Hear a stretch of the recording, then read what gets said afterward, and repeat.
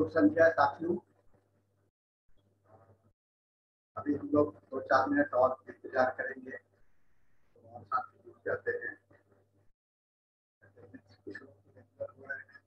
आते हैं लेकिन थोड़ा सा समय देते हैं, आदत बदलनी चाहिए। साथ में करके और 2-4 मिनट में 2 मिनट के अंदर में हम लोग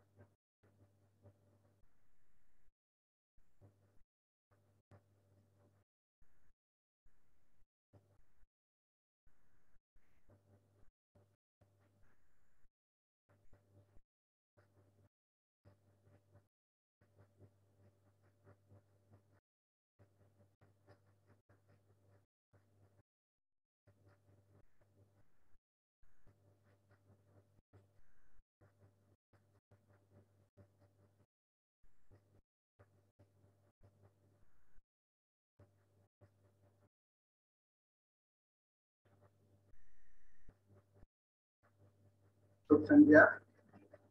हम लोग प्रोग्राम को शुरू कर रहे हैं और मैं सभी से निवेदन करूंगा, कृपया ध्यानपूर्वक इसको देखिए, पढ़िए। हम लोग साथ साथ इसको विकास करते चलेंगे। जैसा कि हम लोग पिछले बार लोगों ने कैप्सिकम को पढ़ा था, वह सुपर विदेशी फैमिली का है। आज हम लोग उसी परिवार के एक दूसरे सदस्य को देख रहे हैं जिसको कॉमन नेम है, बहुत ही प्रचलित दवा है, आए दिन लोग इस्तेमाल करते हैं। लेकिन इसकी वास्तविकता को लक्षण और रूब्रिक्स के माध्यम से पढ़ने के लिए मैं कुछ विशेष जानकारी यहाँ पर देना चाहूँगा। ब्रायनिया एल्बा, आप सभी इस दवा से परिचित है और यह ब्रायनिया एल्बा, आप इसके फूल को देख रहे हैं यहाँ पर। इस फूल का जो बनावट है, आपको कुछ कोहड़े का फूल या कद्दू का फूल या खीरे का फूल से आपको मिलता है। यानी ऊपर विदेशी फैमिली में जितने भी इस मौसम में आने वाले फल होते हैं, सब्जी होते हैं, वो सभी इसमें बहुत ही सबको ऊपर विदेशी फैमिली में रखा गया है। और ये हम लोगों के लिए होम्योपैथी दवा में या होम्योपैथी के लिए बहुत ही महत्वपूर्ण औषधि के रूप में भी निकलता है।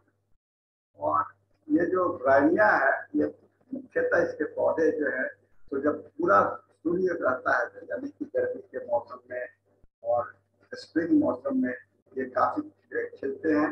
पहाड़ियों के किनारे में इसके झाड़ियों के रूप में इसको दिखलाई पड़ता है। और आप देखिएगा ब्रायनिया एल्बा जो है तो करीब करीब डेड हो जाता है। आप यहाँ पर देख रहे होंगे, डेड हो जाता है, मृत प्राय हो जाता है, खास करके ठंडे के मौसम में जहाँ पर काफी ठंड पड़ती है तो वहाँ पर हो जाता है।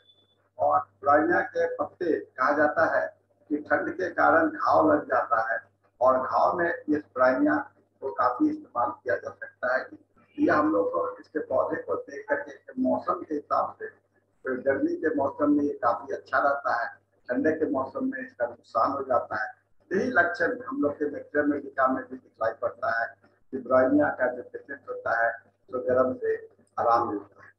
और इसके दो स्पेसीज है, एक ब्रायनिया एल्बा और ब्रायनिया डायोसिया।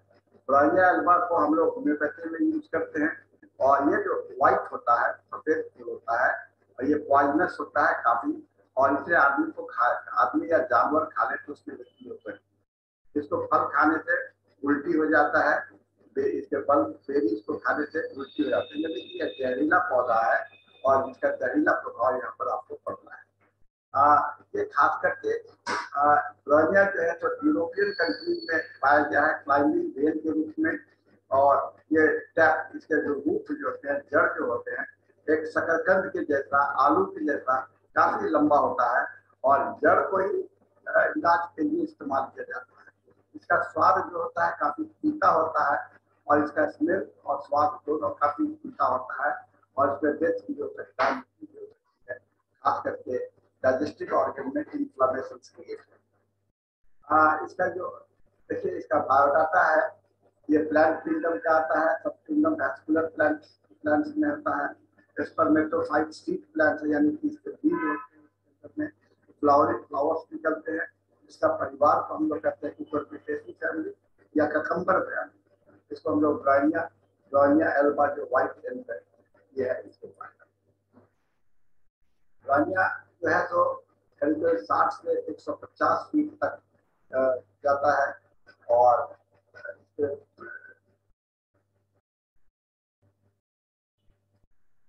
60 से 150 फीट तक आगे बढ़ता है। इसमें बहुत गहरे हरे रंग के पत्ते होते हैं और ये ब्रांच होते हैं और इसका येलोइश फ्लावर होता है, फूल जो होता है येलोइश होता है। तो इसमें की कैलिकल स्मॉल होते हैं और खास करके छोटी छोटी चिड़िया है जैसे गौरैया है, सॉन्ग बर्ड्स है, जिसको रॉबिन्स कहते हैं, इसके फलों को खाते हैं और फल को खा करके इसके जो बीज है उसको प्रचारित करते हैं। तो इसका दूर दूर तक तीनों के खाने के तीनों के बीज से निकला हुआ जो बीज होता है वो इसके आप देखिए यहाँ पर एक मैं इसका जड़ को दिखला रहा हूँ। यहाँ पर 6 इंच से लेकर के 18 इंच तक लंबा होता है। इसका वजन 5 पाउंड के बराबर होता है और इसमें ये जब वसंत ऋतु में ज्यादा आता है जिसे हम लोग वाइल्ड ककम्बर भी कहते हैं ना। और इसमें बीज जो इसमें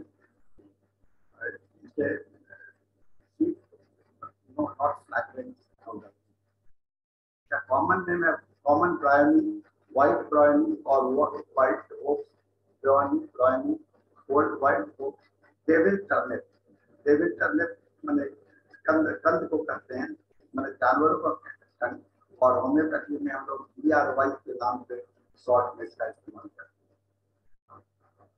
मनुष्य इसको अपने ऑर्नामेंटल प्लांट के रूप में भी लगाना शुरू किया था, है ना, मनुष्य। और फिर बाद में चल करके इसके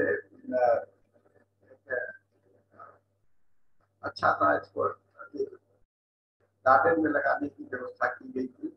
और इंग्लैंड में काफी नाम है कि लड़कियों का नाम जो है तो ब्रायनी नाम जो है तो इसके ब्रायनी जिसके फूल इसके पौधे के नाम से जैसे। और रॉयल नेवी में ब्रिटेन के जो रॉयल नेवी है उसका दो जहाज का नाम HMS ब्रायनी है इस प्लांट के नाम पर है। ब्रायनिया के पेशेंट खास करके भौतिकवादी पेशेंट होते हैं और ये प्रोसेसल इंटरनल होता है, यानी कि हर एक चीज को प्राप्त करने की बात होती है। इनमें सिक्योरिटी का फीलिंग बहुत ज्यादा होता है। ये अपने आप को हमेशा असुरक्षित महसूस करते हैं और हमेशा अंदर में रहते हैं और सोशल कॉन्टैक्ट इनके करीब करीब नहीं के बराबर होते हैं।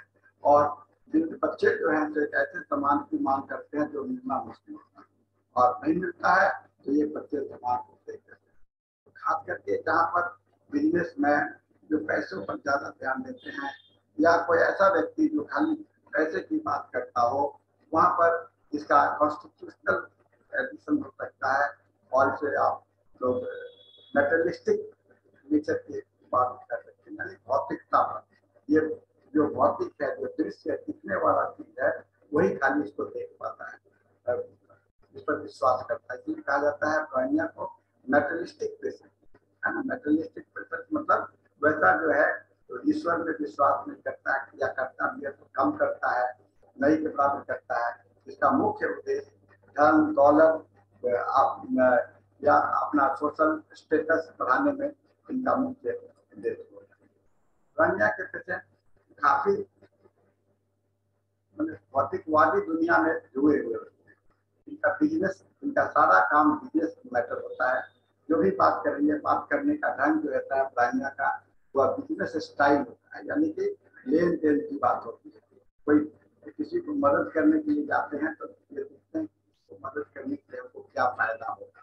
ये इनके पीछे में, हर एक काम करने के पीछे में ये अपने लाभ की बात करते हैं।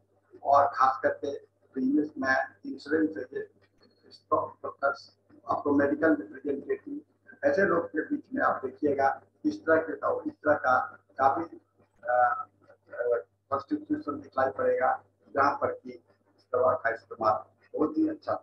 जो तो प्राइमिया को हम लोग कुछ लक्षणों के माध्यम से भी इस्तेमाल करते हैं, लेकिन इसके कॉन्स्टिट्यूशनल बेसिस पर अगर इलाज करेंगे तो काफी क्यूरेटिव होता है और काफी अच्छे ढंग से इलाज हो सकता है। और इसमें हमेशा बहुत ही ज्यादा असुरक्षा का भाव, और हमेशा जैसे बच्चे होंगे तो वो चाहेंगे कि हमारे पास में हमारे माता पिता हमारे पास में हो, हमारे मैंने कुछ सुरक्षित जगह पर रहे। डरपोक टाइप के होते हैं, भयभीत होते हैं और हमेशा मेथोडिकल सेंसोरियस होते हैं, खास करके पैसे के मामले में। ये भगवान में नहीं विश्वास करते, पैसे में ज्यादा इनका विश्वास होता है। सिक्योरिटी, स्टेबिलिटी और सेफ्टी का फीचर्स है। और ये सब नहीं होने के कारण ये अगर सिक्योरिटी की कमी हो जाती है तो ब्राह्मण का पेशेंट जो है तो इरिटेबल और सैड हो जाता है। कहा जाता है कि ब्राह्मण एक जो सेठ जी होते हैं वो गद्दी पर बैठते हैं, तो गद्दी पर बैठने वाला जैसा दृश्य आपको मिले, जो दिन भर बैठते हैं, चलते फिरते नहीं है, अपना एक जगह पर बैठे हैं, खाली पैसे की गिनती करते रहते हैं दिन भर, ऐसे व्यक्तित्व में ब्राह्मण का ज्यादा उपयोग पाया जाता है। इनमें काफी भय, पॉवर्टी का, गरीबी का इनमें काफी भय होता है। और हमेशा ये बिजनेस की बात करते हैं, हमेशा पैसे की चिंता लगी रहती है, बार बार पैसे के लिए बात करते हैं, बार बार पैसे की चिंता करते हैं। यह इनका मुख्य लक्षण क्या है। तो आपने देखा insecurity feeling, business minded, materialistic mind और पॉवर्टी, ये तीनों एक दूसरे से मिलता जुलता शब्द है, एक दूसरे से जुड़ा हुआ है। इसको हम लोग को ध्यान में रखना चाहिए। इसमें खास करके इमोशंस नहीं होते हैं, है ना, इनके सेंटिमेंटल इमेजिनेटिव पावर नहीं होते हैं। इनमें जो भावनात्मक जो लगाव है वो नहीं होता, इनमें केवल एक भौतिक लगाव होता है। संबंध जो होते बनते हैं, जैसे दोस्ती का संबंध होता है, भावनात्मक संबंध होता है, लेकिन यहाँ पर दोस्त भी मतलबी दोस्त होते हैं, यानी कि वैसे दोस्त जो दूसरे उनसे क्या लाभ होगा, क्या मदद होगा, उनसे ही ये दोस्ती करते हैं। इसलिए इसको कहा जाता है ड्राई इमोशंस वाला व्यक्ति, और इसके इमोशंस से शेयर नहीं किए जाते हैं। और इमेजिनेटिव पावर, और ये काफी होता है, हमेशा पैसे के लिए दिमाग दौड़ता रहता है कि कहाँ से हमको धन मिले, कहाँ पर हमको ये हो। और उसमें आपको अगर पैसे के लिए अपने सगे संबंधियों से भी इनका टकराव हो जाता है, उनसे अलग हो जाते हैं, उनसे दुश्मनी हो जाता है। जैसे घर में भाई भाई में पैसे का बंटवारा को लेकर के काफी झगड़ा चलता रहता है, तो वहाँ पर जो रिलेशनशिप है, भाई का रिलेशनशिप है, वो खत्म हो गया, एक रिलेशनशिप बन जाता है खाली पैसे। और ये सबसे बड़ा जो लक्षण है बरानिया के पेशेंट को, किसी भी प्रकार का डिस्टर्बेंस बाहरी नहीं, कहते हैं कि थोड़ा सा भी हिल डोल से, स्लाइटेस्ट इमोशन एग्रेवेट्स, इरिटेबल हो जाएंगे, चाहते हैं कि हमेशा हमको अकेले रहना जाए, और रिजर्व रहते हैं, हमेशा शांत रहना चाहते हैं, डिस्टर्ब नहीं होना चाहते। ये ऐसा व्यक्ति इसलिए हो जाता है कि ये धीरे धीरे करके ये अपने आप में समेट लेते हैं, दुनिया इनसे कट जाती है, अलगाव हो जाता है, इसलिए अपनी दुनिया बना लेते हैं और अपनी ही दुनिया में जीने का प्रयास करते हैं दुनिया के। और कहा गया है लिस्ट मोशन लगेगा, आराम करने से आराम मिलता है। कहते हैं आंख का पपड़ी अगर वो भी थोड़ा सा ऊपर नीचे होता है तो इनसे कष्ट पड़ते हैं, लिप्स के मोशन से भी कष्ट होता है, बैठे हैं थोड़ा सा हिलडोल होता है उससे कष्ट होता है, बढ़ता है। तो any type of the motion अगर पड़ता है, अगर जहाँ पर गति आती है, गति से इनका दुश्मनी है। गति जरा सा भी होता है इनमें चौंक जाते हैं और उसमें काफी कष्ट इनको ज्यादा होता है। बात को हम लोग को ध्यान में रखना चाहिए कि इसका बहुत ही कैरेक्टरिस्टिक सिम्टम्स है ब्राइनिया। ये आपको गति से बढ़ते हैं। आप देखेंगे रिपर्टरी पे जाएंगे तो motion aggravate, slightest motion aggravate, exertion aggravate, exertion aggravate, slightest exertion aggravate, ऐसे करके रूब्रिक्स आपको बहुत सारे मिलेंगे। ये रूब्रिक्स पर आप ब्राइनिया को खोजने का प्रयास कीजिए। ड्राइनेस, ग्लूकस मेम्ब्रेन काफी ड्राई होते हैं, इमोशंस ड्राई होते हैं, सारे जगह पर ड्राई। चमड़े देखेंगे तो ड्राई होगा, इसके स्किन जो है तो ड्राई होगा, माउथ का जो है तो ड्राई सूखा रहेगा, लेकिन पानी की प्यास नहीं होगी और जीभ सूखता रहेगा। स्टूल जो होता है काफी हार्ड होगा और पेट में लगता है कि पत्थर है। यानी कि जो आप देख रहे हैं यहाँ पर तस्वीर दिया गया है ड्राइनेस का, तो ये एक डेजर्ट टाइप का हो जाता है। बरसात के मौसम में जब आप देखते होंगे कि जमीन फट जाती है, गर्मी आती है तो जमीन फट जाती है, तो उसी तरह का दृश्य इनके जीवन में आपको दिखलाई पड़ेगा। ये ड्राइनेस म्यूकस मेम्ब्रेन बहुत इंपॉर्टेंट का, और इस ड्राइनेस के कारण इनको थोड़ा सा भी मोशन होता है तो कष्ट होता है। तो एक दूसरे से लिंक सिम्टम्स है, इसमें हम लोग को ध्यान रखें। खास करके काफी वार्म ब्लडेड पेशेंट है, यानी कि हॉट पेशेंट है, इनकी तकलीफ गर्मी के मौसम में बढ़ते हैं और ठंडा लगने से भी या अधिक, जैसे अभी का मौसम है, आप घर में बैठे हैं, बाहर निकलते हैं तो घर के अंदर में पंखे के नीचे हैं, एसी के नीचे हैं, कूलर के नीचे हैं, और बाहर निकलते हैं तो ठंड, तो एक्सपोजर लग जाता है, तो वहां पर आपको ये होता है। स्लाइटेस्ट गर्मी जो है तो थोड़ा सा भी गर्मी जो है तो इनको बर्दाश्त नहीं होता है। और गर्मी का मौसम ठंडा बनता है या ठंडा का मौसम गर्म होता है, यानी कि चेंज ऑफ वेदर जहाँ दिखलाई पड़ता है वहां पर आपको ब्राइनिया का पेशेंट बहुत ज्यादा। इसलिए जब जब मौसम बदलता है तो ब्राइनिया के लक्षण, ब्राइनिया के पेशेंट आपके पास में बहुत ज्यादा आते हैं।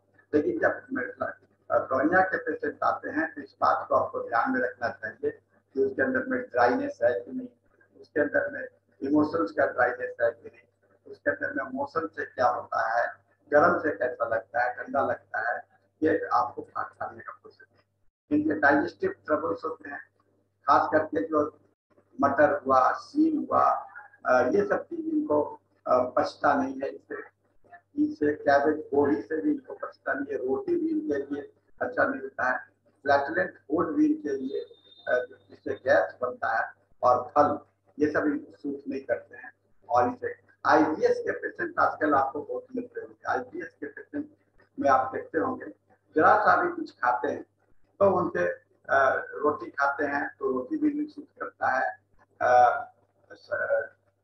सब्जी कोई भी हरी सब्जी सूट नहीं करता है, इनको खाली इसी में आईबीएस के पेशेंट में मेम्ब्रेन जो ड्राई हो जाता है, वहां पर भी आपको आईबीएस के दो तरह के पेशेंट होते हैं। आपको एक में जहाँ की म्यूकस मेम्ब्रेन बहुत ज्यादा स्टूल से म्यूकस निकलता है, एक में स्टूल बहुत ड्राई हो जाता है, तो दोनों तरह के रोग भी आपको आईबीएस पेशेंट में मिलते हैं।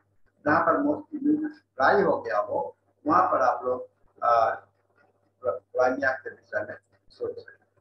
ठीक है, दर्द जो होते हैं सो स्टिचिंग होता है, यानी कि चुभने वाला आता है, मोशन से बढ़ता है, खास करके जॉइंट्स में होता है, मैस्टाइटिस में होता है, स्टिचिंग पेन मोशन से एग्रेवेट करता है।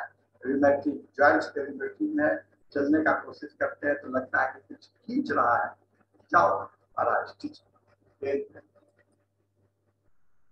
कष्ट जो है तो मोशन से बढ़ते हैं। राइजिंग जितने भी हैं उसे स्टूपिंग से, एक्सर्शन से, कपिंग से,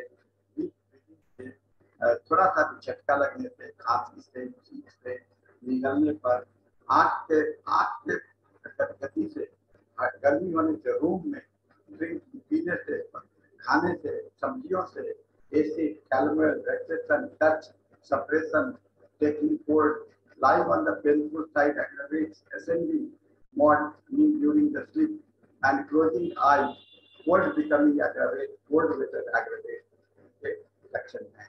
और आप मैंने देखा है कि फ्रेंच के डॉक्ट्रिन ऑफ सिग्नेचर के आधार पर भी मैंने आपको इसको बताने का प्रयास किया। इनके कष्ट जो है आराम मिलता है दबाने से, lying on the painful side.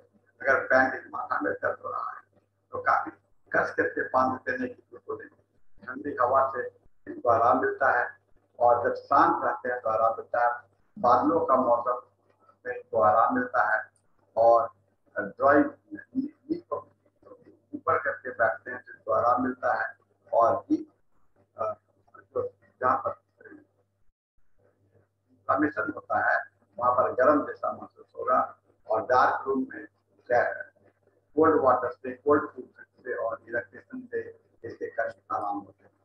इनमें बहुत सारे खाने का इच्छा है, cold drinks, warm drinks, beer, coffee, meat, warm, oysters, sour, strange drinks, sweet wine, alcohol, brandy, cabbage, cold food, indigestible drinks, liquid food, milk and soup.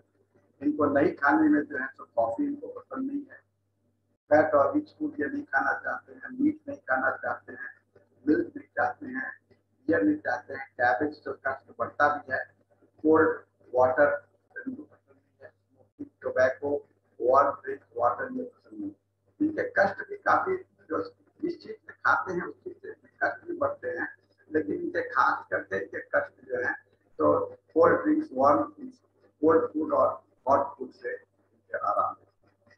इनके लक्षण जो है तो एकाएक नहीं आते, धीरे धीरे लक्षण बढ़ते हैं। जैसे अभी खांसी का, अगर खांसी हो रहा है तो पहले थोड़ा थोड़ा नाक टाइप हुआ, नाक से पानी आया, फिर धीरे धीरे मैंने कोराइजा के रूप में दिखलाई पड़ा, फिर धीरे धीरे आगे बढ़ते चला गया, बढ़ते बढ़ते वो आपको दिखलाई पड़ा। और गुस्सा के बाद में जॉन्डिस हो जाना, ये बहुत पेक्यूलियर लक्षण है। जो गुस्सैल होते हैं और chewing motion of the mouth, हमेशा मुंह को चबाते रहना, इनके लक्षण पर्टिकुलर सिम्टम्स के रूप में आप देख सकते हैं। और इसके टंग होते हैं तो ब्राउन या व्हाइट कलर के टंग होते हैं। और आंख पे पपली जो ऊपर का जो आईलिड्स है उसके मोशन से इसके कष्ट बढ़ते हैं। और आयरन हीट से इसके कष्ट पड़ते हैं। कैप्रिशियस एपेटाइट, अब इतने सारे खानों को आपने देखा तो ये भी ध्यान में आता होगा ये क्या पसंद करते हैं, क्या नहीं पसंद करते हैं। खुद नहीं पता है कि क्या पसंद है, क्या नहीं पसंद है। और तो आएगा धीरे धीरे धीरे, हर एक कष्ट का आगमन जो है तो धीरे धीरे होता है और धीरे धीरे ये फैल करके ये बहुत ही विस्तृत हो जाता है, विस्तार हो जाता है। तो इसके साथ में ये छोटा सा दवा हम लोगों ने आपको दिलाया और हम लोग आज इसको जानने का कोशिश किया है। और मुझे उम्मीद है आज कुछ पुरानिया के विषय में समझने का प्रयास किए हैं। और आपको कुछ जोड़ना हो, कुछ बताना हो तो आप मुझे बता सकते हैं। आप अपने आप को अनम्यूट कर सकते हैं। अभी आप जिनको बोलना है वो अविनाश जी ने अपने हाथ उठाया है, आप बात कर सकते हैं। अविनाश जी, अविनाश जी आप बोल सकते हैं नाम।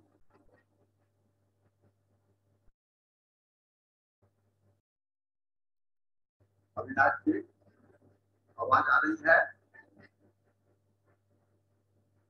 आप आपका अनम्यूट किया गया है, आप लोग बात कर सकते हैं, है ना? आप लोग बात कर सकते हैं। आप खुद को अनम्यूट करके बात कर सकते हैं।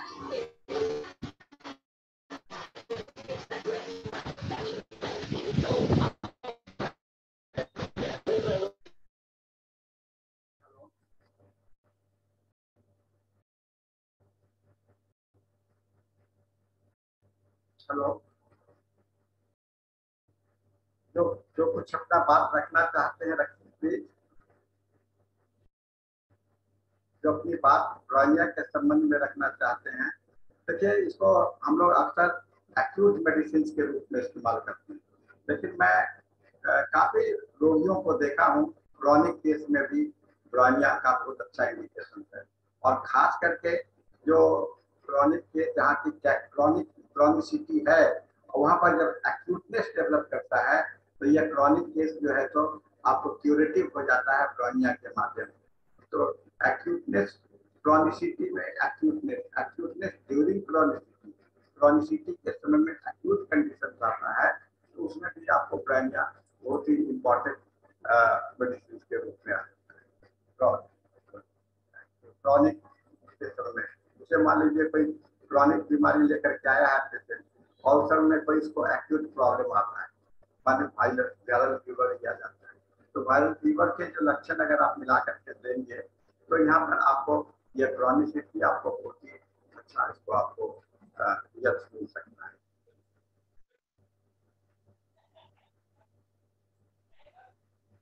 सर एक्यूट केस में सर इसका डोज जो हम सिलेक्ट करेंगे सर, तो वो सर डोज क्या होगा सर? डोज के विषय में तो सबसे बड़ी बात है कि आप पोटेंसी जानना चाहते हैं कि dose? Potency sir, potency. Potency देखिए, हम तो ब्रोनिया या कोई भी एक्यूट जो बच्चे लोग होते हैं तो हम उसमें अगर 50 मिलीसीमन यूज करते हैं तो 0.5 लेवल से शुरू करते हैं, लेकिन एडल्ट जैसे हमारे एज में हम लोग 0.1 या 2, यानी जहाँ पैथोलॉजिकल कंडीशन होगा, जहाँ पैथोलॉजिकल कंडीशन होगा तो वहाँ पर हम लोग एक्यूट पैथोलॉजिकल कंडीशन ज्यादा होगा तो हम लोग लो पोटेंसी देंगे, और जहाँ पर इंटेलेक्चुअल सिम्टम्स ज्यादा होगा, इमोशनल सिम्टम्स ज्यादा होगा, तो वहाँ पर ज्यादा एनर्जी ज्यादा होगा, वहाँ हम लोग को हाई पोटेंसी में जाना चाहिए। तो बच्चे लोग काफी एनर्जेटिक होते हैं, काफी हलचल होते हैं, तो बच्चे के केस में आप देखिएगा हम लोग अगर एलन पोटेंसी में इस्तेमाल करते हैं तो 0.6, 7, 8 तक ले हम लोग शुरू करते हैं, है ना। और यही चीज जो है तो सेम कष्ट अगर हम लोगों को होता है तो हम लोग इसको जैसे हमारे एज में हम 0.1 या 0.2 या 0.3 से हम लोग चलते हैं।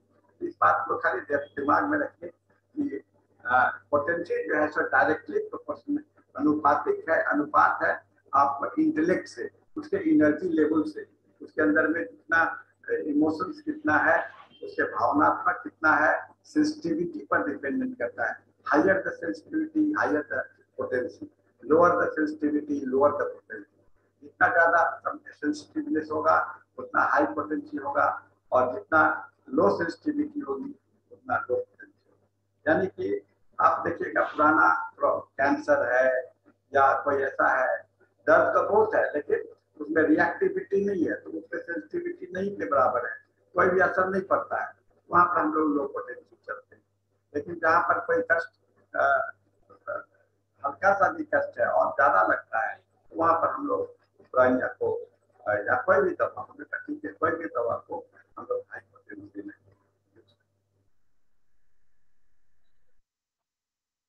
Okay sir.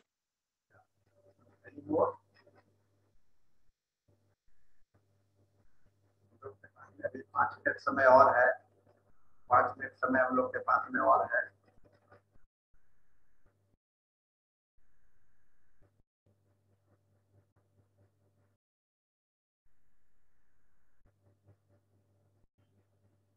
इसी तरह से हम लोग छोटी छोटी दवाइयों को पढ़ेंगे और एक रिवीजन भी हो जाता है। सभी लोग हम लोग ब्रोनिया को इस्तेमाल करते रहे हैं, पढ़ते रहे हैं, तो रिवीजन करते रहना जरूरी है, और इसके माध्यम से हम लोग रिवीजन के माध्यम से हम लोग जाते हैं। और मैं हमेशा इसको एक यूट्यूब पर डाल देता हूँ, जिससे कि आप इसको एक बार नहीं, 2 बार नहीं, 3 बार नहीं, जितना बार आप चाहें आप इसको पढ़ करके सुन सकते।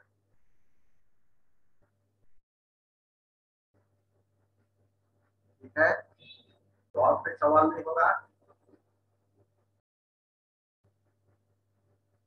हम लोग समय समाप्ति की ओर हैं, कोई सवाल करें? और आपको यह प्रोग्राम कैसा लग रहा है इसके विषय में भी हम लोग को कमेंट्स करें, और क्या इसमें बदलाव चाहते हैं, क्या नया चीज चाहते हैं आपको वह बताएं, क्योंकि हम लोग ने तो निश्चय किया है कि मंगलवार को करेंगे, और लेकिन इसमें आप बदलाव क्या चाहते हैं। हम ये भी कोशिश कर रहे हैं कि हम ज्यादा से ज्यादा समय आपको दें, लेकिन आपकी इच्छा जाने बिना हमको सोचने में थोड़ा सा मदद मिलेगा। आप अपनी इच्छा को बताइए, हर एक व्यक्ति देंगे, मैं सभी के को ध्यान में रख करके प्रेजेंटेशन देने का कोशिश करता हूँ। सर सर ये सर माइंड रूब्रिक्स भी सर बताते हैं। कौन सा? Minds rubrics sir. ब्राइनिया के माइंड रूब्रिक्स तो मैंने अभी बताया ना, ये काफी मेटेरियलिस्टिक नेचर के होते हैं, यानी नहीं सर, जैसे फिर बोलिए। जैसे अब तो आप बता रहे हैं ये मेडिसिन मेडिसिन जैसे ब्रानिया बताया, फिर उसका मेडिसिन बताएंगे, उसका आप रूप से बताएंगे। हम ये बोलना चाह रहे थे कि माइंड रूब्रिक्स आप ये करते तो जैसे रिपैट्री हम लोग देखते हैं तो उसमें थोड़ा सा अच्छे से उसको कर पाते हैं, डील कर पाते हैं। दवा के माध्यम से कि अलग से माइंड रूब्रिक्स चाहते हैं? अलग से सर, अलग से। सर मैं अलग से मैं माइंड रूब्रिक्स को चर्चा करूंगा कि आप अच्छा, यही तो मैं चाहता हूं कि आप सुझाव दें जिससे कि हम लोग आगे चल करके अपने और भी आप लोग का अगर जो डिमांड पूरा नहीं होता है तो पढ़ाने का क्या मतलब रह जाता है। तो आपके माइंड रूब्रिक्स को मैं ध्यान में रखूंगा और मैं अगले बार 1-2 मेंटल रूब्रिक्स को लेकर के चलूंगा। खास करके मेंटल रूब्रिक्स के माध्यम में मैं ये क्रॉस रेफरेंस तो आप जानते होंगे, हर एक रूब्रिक्स का क्रॉस रेफरेंस किया हुआ होता है। तो आज एक रूब्रिक्स को देखिएगा, उसका क्रॉस रेफरेंस है तो उससे मिलता जुलता कितने रूब्रिक्स हैं, सभी को एक साथ लेकर के चलेंगे। यह भी एक अच्छा पढ़ने का तरीका है, क्रॉस रेफरेंस। हाँ सर। तो मैं अगला बार आपको क्रॉस रेफरेंस के साथ में किसी रूब्रिक्स का परिचय दूंगा, ठीक है सर। समाप्त हो चुके हैं और सभी से मैं विदा चाहता हूँ और सभी का शुभ रात्रि हो।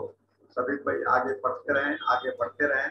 आप निरंतर होम्योपैथी का साथ बना रहे, होम्योपैथी से आपको लाभ होता रहे, होम्योपैथी को भी आपसे लाभ होता है, होम्योपैथी से आप लाभान्वित हो और होम्योपैथी भी आपसे लाभान्वित हो, यही बात होता है ना।